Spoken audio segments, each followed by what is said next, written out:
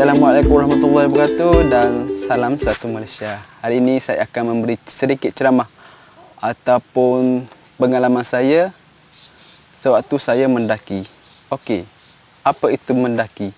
Mendaki ini adalah merupakan satu jenis aktiviti yang lasak yang memerlukan peneraju aktiviti ini untuk berjalan di atas binaan alas menjadi atau lebih tepat lagi mengikut aliran trail dakian. Aktiviti ini sangat senonoh dilakukan dalam kawasan berbukit bukau, bergunung-ganan, berlembah, berbatu atau bertanah alum. Aktiviti mendaki dilakukan secara aktiviti luaran. Namun ada juga dilakukan di kawasan dalaman, misalnya mendaki di dalam gua yang besar, bercuram, berbatuan dan bersutu tinggi. Mendaki ini cukup sinonim ataupun popular di peringkat antarabangsa. Sebagai contoh, kita boleh lihat banyak pendaki-pendaki yang telah mendaki Gunung Everest yang tertinggi di dunia walaupun terpaksa menerima pelbagai cabaran dan ancaman sewaktu mendaki.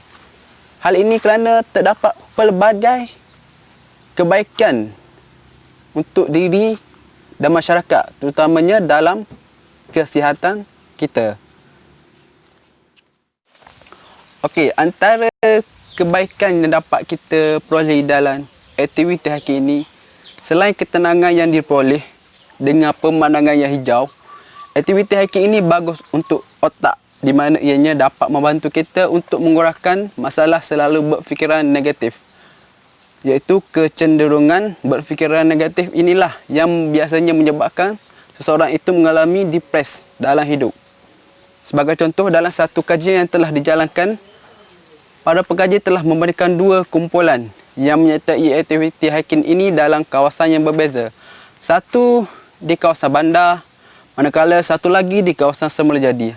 Hasil kajian ini menunjukkan mereka yang meluangkan masa di kawasan alas Semula Jadi dapat mengurangkan pergerakan saraf di bahagian otak, iaitu subgenia prefrontal cortex, iaitu bahagian otak yang biasanya dikaitkan dengan masalah mental. Seterusnya, aktiviti hiking juga dapat meningkatkan kemahiran seseorang itu untuk berfikir secara kreatif. Aktiviti hiking ini biasanya akan mengurangkan pendedahan dan kebergantungan kita pada teknologi. Seterusnya, meningkatkan kemahiran secara berfikir kreatif. Dalam satu kajian oleh pakar psikologi Ron and Ashley dan David L. Stryer, menemui bahawa kemahiran berfikir seseorang itu untuk menyelesaikan sesuatu masalah akan meningkat apabila dia tidak menggunakan sebarang alatan teknologi dan banyak melakukan aktiviti yang melibatkan pendedahan terhadap alam sekitar seperti hiking. Okey, hasil kajian ini mendapati alatan teknologi dan bunyi bising di bandar sebenarnya mengganggu dan menghalang manusia untuk lebih fokus dan berfikiran negatif. Oleh hal demikian, nampak di sini bahawasanya dengan alam semula jadi tanpa teknologi kita dapat meningkatkan tahap pemikiran kita dengan lebih baik dan sempurna. Hiking juga dapat meningkatkan kesihatan jantung kita. Hal ini kerana apabila kita melakukan latihan yang berintensiti tinggi, tekanan jantung kita akan juga tinggi. Hal ini akan menyebabkan jantung kita bekerja dengan lebih keras ataupun lebih cepat, lalu menyebabkan saluran dan pernafasan kita menjadi lebih lancar. Di samping itu juga, ianya dapat mengurangkan risiko kita untuk menerima penyakit jantung apabila kita meningkat dewasa nanti. Hiking juga dapat meningkatkan kekuatan otot, terutamanya otot di bahagian lower body ataupun lebih untuk kita kenal otot di kawasan bahagian lutut dan pergelangan kaki. Hal ini kerana apabila kita mendaki, kekuatan otot di bahagian paha, lutut dan pergelangan kaki memainkan peranan yang penting untuk kita lebih melangkah dan melangkah untuk sampai ke puncaknya. Seterusnya, hiking juga dapat meningkatkan tahap disiplin kita atau dapat meningkatkan tahap kesihatan mental.